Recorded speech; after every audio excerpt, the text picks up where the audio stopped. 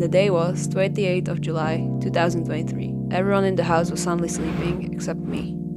I woke up around 1:30 to make some popcorn, coffee, and wait. I didn't really know what to expect. I was waiting for this for 4 years. All I knew was that I'd spend the next 6 hours watching my favorite show. You might ask, what series were you waiting for? And to that, I'd say, you know what series. You clicked on this video, but for dramatic purposes.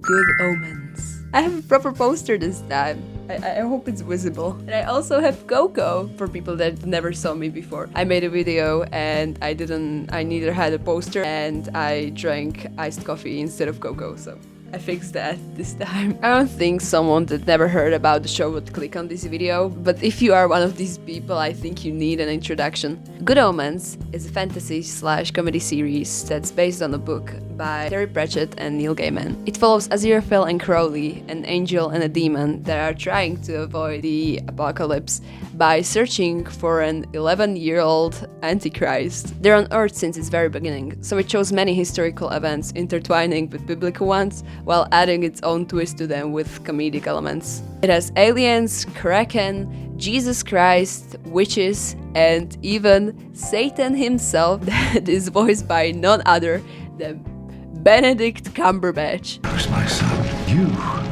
You're my rebellious son? Who casted him? That's so funny. Anyways, the book itself had a cult following, so of course the show did very well and gained massive popularity, and later on was renewed for season 2. Now, there were many reasons why it took 4 years, because there was no sequel to the book and Terry Pratchett sadly passed away in 2015. Neil Gaiman didn't have any source material to go off on. Thankfully, they talked about the book sequel back when Terry was alive. So Neil Gaiman decided to do 2 more seasons. The second season would prepare the universe for the final season, the third one, and the third one would follow the second book's plot. Season 2 was released in summer 2023, and now we're up to date. If you haven't seen the show before, then I definitely recommend watching it before watching this video. I mean, there will be spoilers, and also the show is so good and I recommend it, it's really great. So yeah, the synopsis is over, the intro is over. If you don't want spoilers, then click off now. I'm giving you 10 seconds. Are they gone? Thank fucking god, I needed to rant. So we've all seen it. I mean, all of the scenes were so beautiful. We've got so many scenes of them interacting in the past, which I absolutely loved because episode 3 was my favorite one. I really like when they have all these old costumes and all these biblical scenarios. Like, I love that, so I was so happy. Ineffable bureaucracy became canon. Who had that on their Good Omens 2 bingo? No one expected that. And we've also got lesbians now that were originally playing the nuns from season 1. Also, someone pointed out that there were literally no straight couples in that entire season. And I'm not sure if that's true, but I think so because I can't actually remember. That's hilarious. But yeah, we all know that we're not going to talk about how great the season was. We're going to talk about the last 10 minutes of the show. I mean, it's kind of 12, but everyone says 10 because 10 just sounds better, so last 10 minutes. We've all felt so good after seeing Gabriel and Beelzebub be happy. Everything was kind of sorting itself out, and I was just so happy for them because that's what they deserve, for heaven and hell to leave them alone and they can finally be happy together there. And then Fuck off!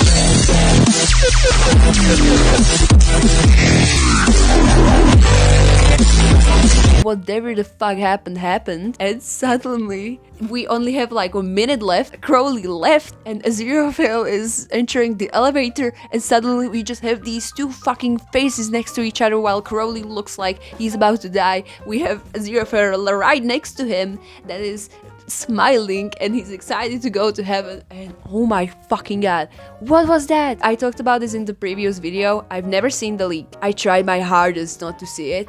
So when I found out that the leak was the 2 of them kissing, I feel so sorry for everyone that's seen it. Like, Not for the reason that, oh, you seen the leak, you got that spoiled, but did you actually think they would be allowed to be happy?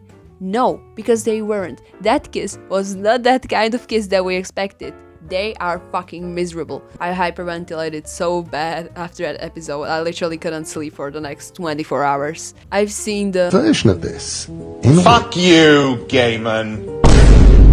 clip on hourly basis, and I've never seen that clip before because everyone liked Neil Gaiman before this, and suddenly they don't, so it's memed as hell. So to say the least, the fandom didn't take it well, and neither did I. I mean, I don't know if you were up when the entire season dropped and we all finished watching the 6th episode at the same time, but I checked the Good Omens hashtags latest section right when I finished it, and people were not doing well. I wasn't doing well either.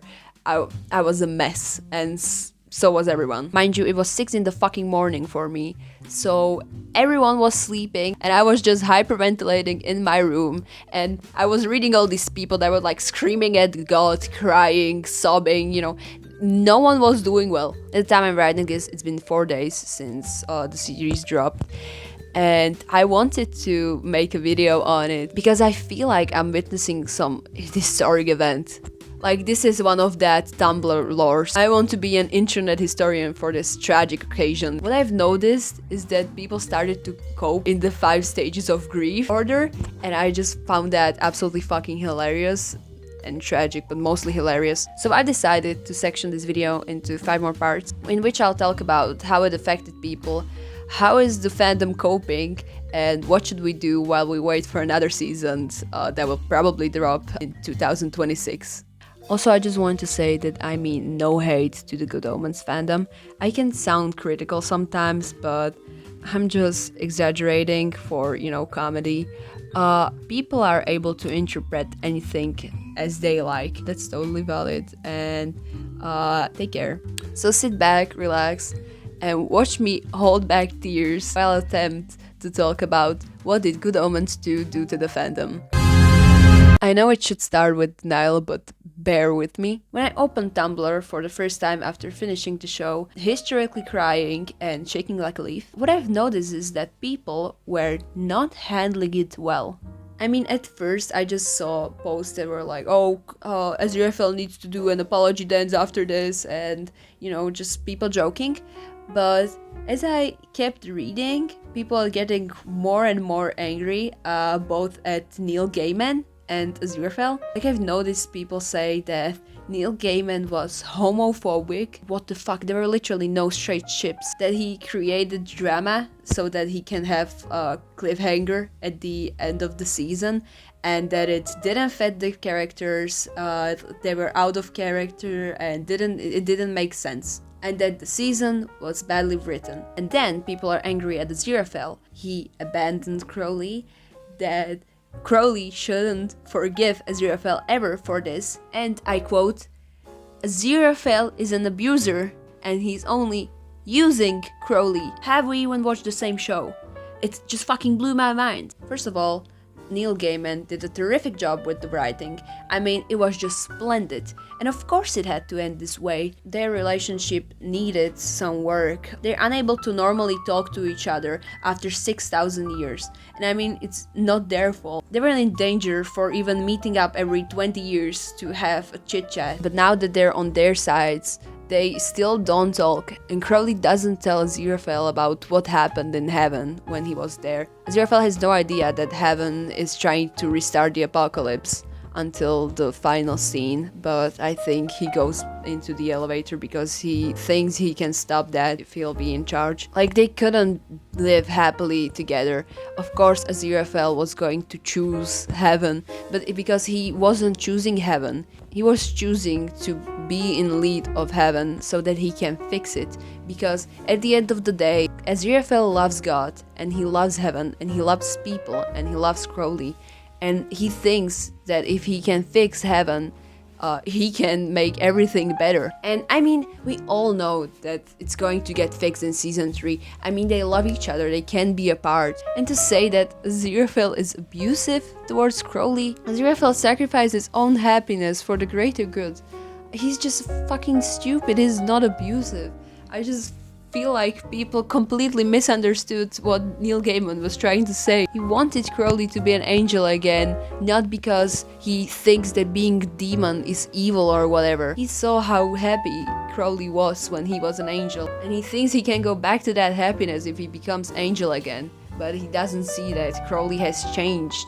He's not that angel that he knew before he fell. And Crowley saw that they're trying to restart the Armageddon. He knows that they're going to use Aziraphale, and he doesn't tell him that. They are unable to talk normally. Crowley has this tendency to run away at every chance he gets, and when Aziraphale tells him that nothing lasts forever, instead of telling him anything, he plans on leaving. I mean, of course Aziraphale is in the wrong for this. Of course he can't fix heaven, because heaven doesn't want to be fixed. But Crowley doesn't tell him that because he's too self-conscious. He'd rather leave than actually talk to him. And I mean, Aziraphale tells him he needs him in heaven. It's not like he rejected Crowley. I keep hearing that he rejected Crowley, but that's not it. When Crowley confessed, Aziraphale's reaction was, "Come to heaven with me." He wants to be with Crowley. He just can't be with Crowley on Earth. He has to go to heaven. And of course he can't kiss back Crowley, because they're both so emotional right now and so angry at each other. And when Crowley pulls away, he forgives him because it was Crowley tempting him for the last time. It wasn't a real kiss. It was just Crowley's attempt of making Aziraphale realize what he's losing. But no, fuck the creator and fuck Aziraphale and fuck...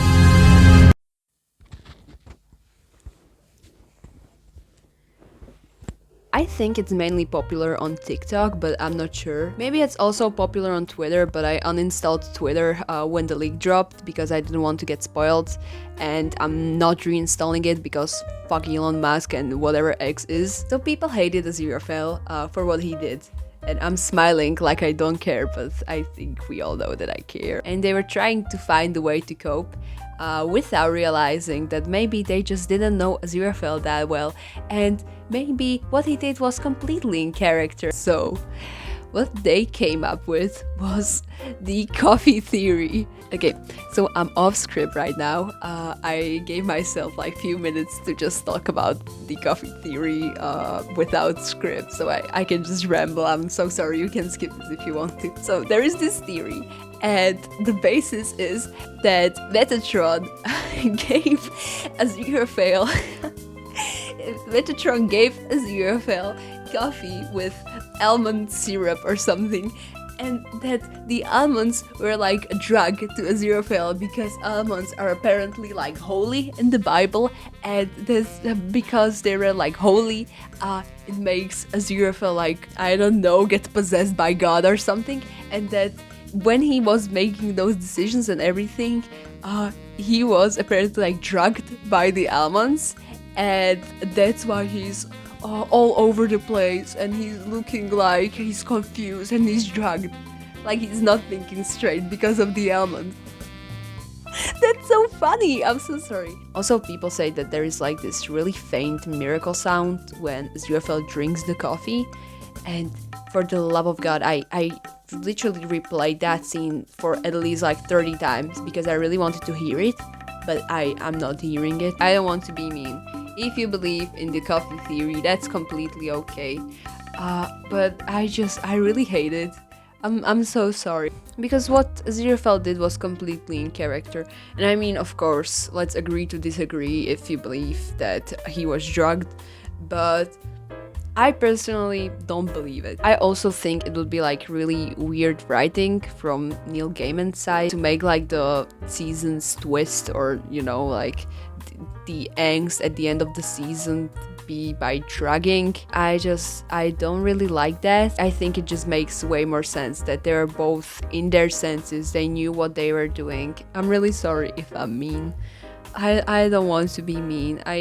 You're all allowed to have your own opinions. This is my channel. I talk about my shit. I find it dumb, but if you believe that, then that's completely okay. Do your own thing. Don't feel bad because I told you it's stupid. It's not stupid. I'm the stupid one. Okay, I'm sorry. So, now that we finally finished moping, that we're finally coming back into our senses after crying for like 20 hours straight, we've all collectively realized we need to do something about this. What can I do? A little child in my own bedroom. I can't fix the finale, I mean, it's already out. But how I can fix the finale is by watching another season. That might fix the finale for me. But how can I watch another season if there is no season out there? So yeah, people went on Tumblr and asked Neil Gaiman, Mr. Gaiman, how can I get another season, please? I really need another season, please. And Neil Gaiman responded, rewatch the show. Because currently there is writer's strike and Neil Gaiman doesn't work directly with like, I don't know, people that work at Prime. So all we can do right now is just rewatch the show as much as possible so that we show that we really like it and we want more of it, so that Jeffrey Bezos can spare us and just drop another season, because I can't do this anymore. So yes, that's what we've all been doing since then. The point is trying to play it as much as possible. So what people do is they play it while they sleep, and they play it in the background with like the sounds off while they do other stuff. And right now it's actually playing on my computer while I record this, because we're really trying to get this renewed. And I mean, it's working. Amazon Prime is like showing the statistics of what show is trending on their page, and it's #1 in UK as most watched and #2 in the US. These were the statistics the last time that I checked. Also, if you'd say that you pirated this series, people would actually destroy you. Like, I've seen it happen, because you know, you can do the free trial on Prime and just watch it there and rewatch it. But some people already wasted their Amazon Prime like before Good Omens, so not everyone can do that, and people are so mad about it. I get what we're trying to do, but like, some people just want to watch the show. Stop being mean. I think most people are currently stuck in this stage, and so am I. I'm pretty sure that they'll renew it. I mean, it's doing really well, and Amazon would be really dumb if they didn't. But the thing is, we won't know if they actually renew it for a long time because of the writer's strike. Even if they renew it, we won't see the season for at least another 3 years. I mean, that's what Neil Gaiman said, that the production takes at least 3 years. If there was no writer's strike, then it probably would have been sooner, but... So it really sucks that we won't get any updates for so long, and there is a chance that we won't even get another season. And I just don't know what to do with my life right now. I mean, I know it's dumb, because it's a fucking series, you know, like it's a show. What do you mean you don't know what to do with your life? But I was just so excited for Good Omens 2 that the last 2 to 3 months were only Good Omens related for me. I lived Good Omens, I breathed Good Omens. I read the book like 3 times, twice in the English language and once in my own. I bought the book, by the way. When I did the video on the book, I only borrowed it from my friend, but I decided that I actually want to own it, so I bought the book. Now I have 2 books, and I was so excited every time we got any news about the new season, and I watched every single interview. I followed every single Prime, Good Omens Prime, every single account that I could find. They would show me at least one photo from the show, and I would just obsess over it. I would be so excited, and we won't have that for a long time. And that kind of sucks. Like, I'll start fucking college when the season might drop. And I know it's dumb. I mean, it's a fucking TV show, you know. I've said it before. But I feel like something is missing from my daily routine. Like, every time I woke up, there would be new Good Omens news. You know how great that felt? You know how great that felt to wake up every single time and see a new pic of Crowley with his dumb fucking beard? That was great. And now we won't have that. So yes, I'm sad. And I'll get better eventually, but that won't be for a great while. But I won't reach that stage for some time. But that's okay. I don't think most of the fandom reached that stage either. I mean, now that some time has passed, I'm beginning to be more grateful for the season finale. I mean, it was a great fucking finale. Look what it did to me. Like, this is what show should do to me. Show should be emotional and should make me feel stuff. So I am glad that it ended this way. But that doesn't mean it cannot hurt like a bitch. What happened had to happen, and some people will realize that eventually. And, you know, I'm just excited. I'm really excited. Like, now that I think about it, I can't wait to see what's next. Like, for example, what the fuck is Crowley doing right now? Because yes, Aziraphale is returning to heaven and he's going to work on the fucking apocalypse without knowing, but what is Crowley doing? He has no life without Aziraphale, and that's not even like an over exaggeration. And that's not even exaggeration. Like, that's literally what David Tennant said. Like, since he left Hell, he is lost and he doesn't really know what to do with his life. So all he has is Aziraphale, and now that he doesn't have him, now he can't spend time with him. What will he do? He's heartbroken. Like, the last time he lost Aziraphale, or he thought he lost Aziraphale, was when the bookshop burned down and he decided to just wait and die. He decided to drink until the end of the world comes. Like, he knew his suffering would end in 2 hours. What is he going to do now that he has an eternity without Aziraphale? I can't imagine. I can't begin to imagine. Like, will he stay on Earth? Can he stay on Earth? I don't think he can, because everything will remind him of Aziraphale. But he can't go to Alpha Centauri because he sent his 2 previous bosses there to live together, being in love on the planet that he planned to go with his love. Crowley is fucked, and I can't wait to see what's happening to him. And also, what the fuck is Aziraphale doing there? Because no one is actually going to listen to him, and they're trying to restart the apocalypse. How can Aziraphale stop it? He can't, and he's manipulated, and he believes Metatron is good, even though Metatron is literally fucking using him. And we all know that, and even Crowley knows that. Everyone knows that except Aziraphale. And he's in no condition to work. Like, he's a mess right now. He won't actually be able to do shit there. What's going to happen? And I'm sure the next season is going to bring everything to a satisfying end. And I'm just so glad that this series exists, even though it makes me feel like shit. But I'm just so glad that Neil Gaiman decided to do another season. And so everyone say thank you, Neil Gaiman. Fuck you, Gaiman. I just hope it won't take another 4 years to get there. So, this is the end of the video. Wow, you got this far. I don't know how long this will be. I sure hope it won't be as long as my book review, but I don't know. I just know it will be pain in the ass to edit this as the first one was. So thank you everyone for watching this. I know it's cliche, everyone says this at the end of the video, but I'm so glad that you finished watching this. It means a lot to me, and if you like this, then feel free to subscribe. I probably will do more Good Omens stuff, but also just like fandom stuff in general.